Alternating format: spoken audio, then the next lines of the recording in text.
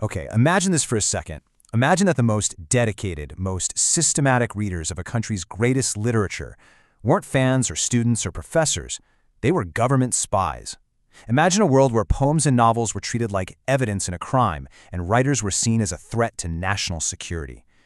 Well, that world wasn't imaginary at all. We're going to dive into a pretty wild, hidden chapter of American history where the FBI's own files reveal this secret, decades-long surveillance of the nation's most celebrated black writers. So to really understand how the FBI ended up acting like a literary critic, we first have to ask a bigger question. Why did so many of America's most brilliant black artists feel like they had to leave the country in the first place? It turns out they were searching for something really simple, but also profound, what they called a moment to breathe. And I mean, they really did leave. We're talking about absolute giants of American culture here. James Baldwin and Richard Wright, they both found a home in Paris.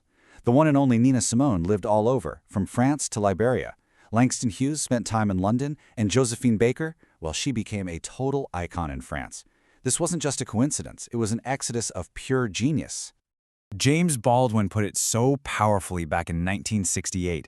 I mean, just think about the weight of that statement. Fleeing to a whole new continent with literally $40 in your pocket was a better bet than staying home. It tells you this wasn't about seeking fame or fortune abroad. It was about survival.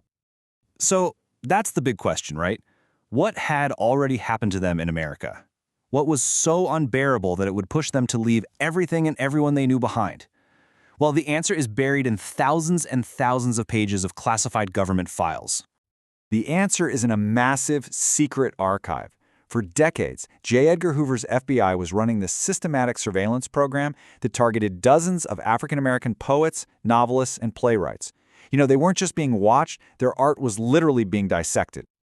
And look, this isn't some conspiracy theory. The only reason we know about this is because of the Freedom of Information Act, which has slowly, piece by piece, pried open the FBI's own filing cabinets. The government's own records are telling a story it tried to keep hidden for more than half a century. And the scale of this operation is just staggering when you start to look at the numbers. FBI headquarters itself, in Washington, D.C., opened at least 51 separate files on individual black writers. This wasn't just a few isolated cases. This was official policy. And those 51 files? That's just the beginning. So far, over 100 Freedom of Information Act requests have coughed up nearly 14,000 pages of documents. The average file on a writer is over 300 pages long. This was a huge, meticulous, and frankly, obsessive operation.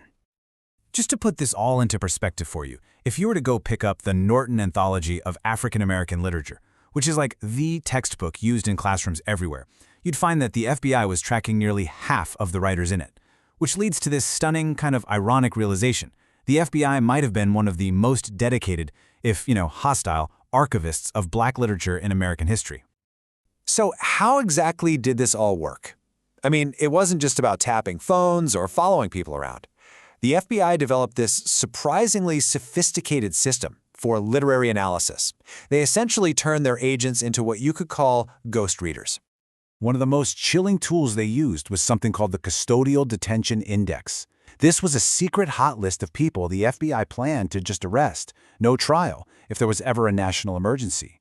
And get this, more than half of the black writers the FBI was tracking were on this list. They were deemed dangerous to the public peace simply because of the words they wrote. The agents who were doing this work were the ghostreaders. These were guys, often with law degrees, who had maybe taken a few college English classes, and their job was to comb through literature, line by line, looking for anything and everything the Bureau might consider subversive. They were spies acting as literary critics. It's wild. And you can see just how seriously they took this by the way their methods actually evolved with academic trends. Before World War II, they used a simple biographical approach, basically assuming that whatever a character said was a direct confession from the author. But after the war, they actually adopted the methods of new criticism, learning to separate the author from the characters in their fiction. They were weaponizing literary theory for espionage. But eventually, this surveillance just wasn't enough for them. By the late 1960s, the FBI wasn't content to just read black literature. They decided they were going to start writing it themselves. This was all part of the infamous COINTELPRO, or counterintelligence program. The new goal was to actively discredit the Black Power movement by imitating its literature in the most unflattering, ridiculous way possible. So they went from being critics to being forgers. And here is an actual example of their work. This is a poem written by FBI agents to try and mock the Black Panthers' H. Rap Brown. Just listen to that clunky rhythm, the awkward man, just thrown in there to sound authentic. It is a truly cringeworthy attempt to weaponize poetry. But here's the thing. The writers, they didn't just sit back and take this. They knew they were being watched, and their response was incredibly powerful. They basically decided to spy right back, with their art. And this is maybe the most important part of the whole story. They didn't fall silent. They didn't start censoring themselves. Instead, they took this heavy, constant burden of being watched and they transformed it into creative fuel, writing openly about the Bureau's constant scrutiny. I mean, just compare the FBI's clumsy poem to this. Richard Wright's The FBI Blues, which he wrote way back in 1949. You can hear the real pain, the defiance, the artistry. He's taking their surveillance and throwing it right back in their faces in classic blues form. This is what art as resistance actually sounds like. So, why does all of this history from over 50 years ago even matter now?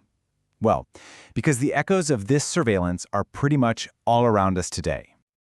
Decades before we all started using the term over-policed to talk about communities, the world of Black literature, this republic of Black letters, was already being treated as a danger zone that needed constant state supervision. The policing of ideas came long before the policing of people on the street.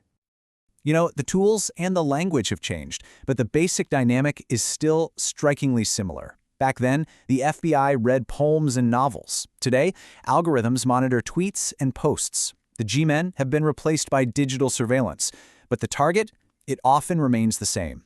Black artists who are documenting, exposing, and rising above state power.